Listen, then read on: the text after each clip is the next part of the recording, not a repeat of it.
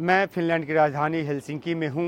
European parliament के लिए गुरुवार 6 जून से मतदान की प्रक्रिया शुरू हो चुकी है। यूरोपीय यूनियन के 27 देशों में कुल 37 करोड़ 30 लाख रजिस्टर्ड वोटर हैं जो इस चुनाव के लिए 6 जून से 9 जून तक वोट डालेंगे। Austria, Estonia, France, Italy, Lithuania और स्वीडन जैसे जो तमाम यूरोपीय देश हैं, इन 4 दिनों के दौरान यहाँ पर जो वोटिंग है वो होगी। नीदरलैंड में 6 जून को वोट डाले गए हैं, आयरलैंड में 7 जून को, जबकि चेक रिपब्लिक में 7 और 8 जून 2 दिन वोट डाले जाएंगे। 8 जून को ही लातविया, माल्टा और स्लोवाकिया जैसे देशों में वोटिंग होगी, जबकि इटली में 8 और 9 जून 2 दिन वोटिंग होगी। फिनलैंड यहाँ जहाँ मैं हूँ यहाँ समेत यूरोपीय देशों में जो बाकी यूरोपीय देश हैं वहाँ पे 9 जून को मतदान होगा, जो कि रविवार का दिन है।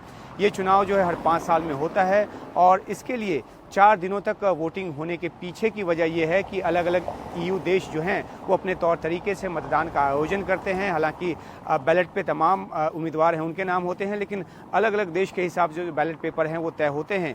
कई जो देश हैं वहाँ एक ही दिन में मतदान जो है पूरा हो जाता है, लेकिन कई देश इसके लिए एक से अधिक दिन लेते हैं। जैसा कि बताया कि इटली में 2 दिनों तक का मतदान की जो प्रक्रिया है वो चलेगी। कई और देश हैं जहाँ पे 2 दिन तक मतदान चलेगा। यूरोपीय यूनियन के 21 सदस्य देशों में जो वोटिंग की उम्र है वो 18 साल या उसके ऊपर है, लेकिन बेल्जियम, ऑस्ट्रिया, माल्टा और जर्मनी में जो मतदान की जो उम्र है वो 16 साल जो है वो कर दी गई है, जर्मनी में खास तौर पर। और इसलिए यहाँ पर इस बार कहा जा रहा है कि नाबालिग जो लोग हैं वो भी वोटिंग में हिस्सा लेंगे। और ग्रीस में चुनावी साल में जो 17 साल के हो चुके होते हैं वो भी इस चुनाव में वोट डाल सकते हैं। तो ईयू के जो नागरिक हैं उनको इस बात की भी सुविधा है कि वो अपना जो वोट है अपने देश में डालें, या फिर अगर वो विदेश में है तो वहाँ से भी वो वोट जो है वो डाल सकते हैं। कुछ देश जैसे कि चेक रिपब्लिक, आयरलैंड, माल्टा और स्लोवाकिया जैसे देश के नागरिकों को ये सुविधा नहीं है। यूरोपीय संसद के लिए जो अर्ली वोटिंग की जो प्रक्रिया है वो पहले ही पूरी हो चुकी है। यहाँ फिनलैंड में भी जहाँ मैं अभी हूँ रविवार को वोट डाले जाएंगे, लेकिन जो अर्ली वोटिंग है ये यहाँ पे समाप्त हो चुकी है। और यहाँ के जो उम्मीदवार हैं वो अलग अलग जगहों पर अपना चुनावी कैंपेन जो है चलाते देखे जा सकते हैं। ईयू के जो नागरिक जो हैं उनको इस बात की भी सुविधा है, जो वोटर हैं यहाँ के उनको इस बात की भी सुविधा है कि वो अपने देश के उम्मीदवार को वोट दें, या फिर किसी दूसरे ईयू देश के जो उम्मीदवार हैं जो इस चुनाव में खड़े हैं उनको भी अपना वोट डाल सकते हैं, जो उनको लगता है कि उनके एजेंडे के हिसाब से, उनके मुद्दे के हिसाब से अहम है। यूरोपीय संसद एक ऐसी संस्था है जो सीधे ईयू के सदस्य देशों की जनता की तरफ से चुनी जाती है। यूरोपीय पार्लियामेंट में इस बार 720 सीट है, कुछ सीटों का इजाफा हुआ है। यूरोपीय संसद के जो सदस्य हैं वो 5 सालों के लिए चुने जाते हैं और फिर वो अपना प्रेसिडेंट चुनते हैं। अभी माल्टा की जो रॉबर्ट मैट्सोला हैं वो यूरोपीय पार्लियामेंट के प्रेसिडेंट हैं, लेकिन जल्द ही इनकी जगह कोई और लेगा। जो इस चुनाव में चुनकर आने वाले जो सदस्य हैं वो जिनको प्रेसिडेंट चुनेंगे वो नए प्रेसिडेंट होंगे। यूरोपीय संसद जो है वो ब्रसेल्स में है। पूरी संख्या में जो यूरोपीय यूनियन के जो सदस्य हैं वो स्ट्रासबर्ग की मीटिंग में आते हैं, जहाँ पर कानून और नियम को लेकर मीटिंग होती है और वो वहाँ पे ही पारित किए जाते हैं, लेकिन बाकी दिनों की जो सामान्य बैठक है वो ब्रसेल्स में होती है।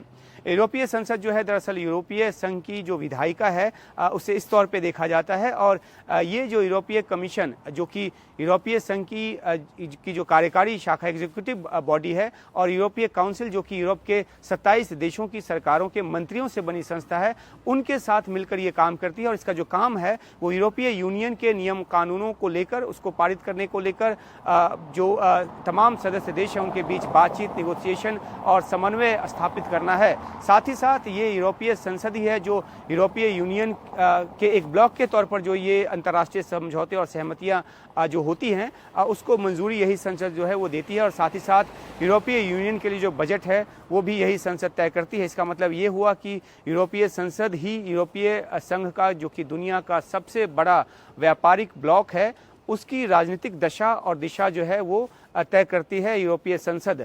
इन सभी देशों की जो कुल जीडीपी है वो करीब 17 ट्रिलियन यूरो है, यानी कि करीब 18.5 ट्रिलियन अमेरिकी डॉलर है, जो कि विश्व व्यापार का लगभग 15% हिस्सा है।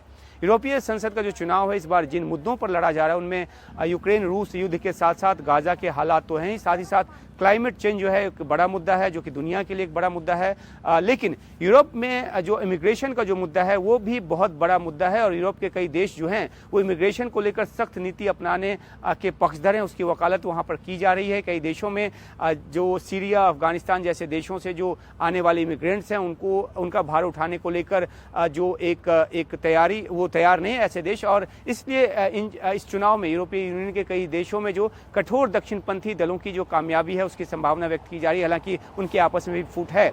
27 देशों के यूरोपीय यूनियन की जो कुल आबादी है करीब 4.5 मिलियन है और 1957 में रोम की संधि के बाद यूरोपीय इकोनॉमिक कम्युनिटी का जो उदय हुआ था और उसके बाद 1992 में मैस्ट्रिक्ट में जो संधि हुई थी उसके बाद से देशों के इस संगठन को यूरोपीय नाम से जाना जाने लगा और यूरोप के कई देश जो हैं इस संगठन में धीरे धीरे शामिल हुए। 2020 में यूके इससे अलग हो चुका है, लेकिन अब जो तमाम निगाह है वो इस चुनाव के नतीजों पर है। हालांकि 9 तारीख तक वोटिंग होगी, उसके बाद चुनाव नतीजे आएंगे और फिर तय होगा कि एक ब्लॉक के तौर पर ईयू की जो राजनीतिक दशा और दिशा है वो क्या होगी और किस तरीके से ये दुनिया के बाकी देशों के साथ इंटरेक्ट करेगी। और दूसरी बात ये है ईयू एक ब्लॉक के तौर पर किस तरह के फैसले जो है वो इमिग्रेशन को लेकर लेता है, ये भी इस चुनाव के बाद तय होगा।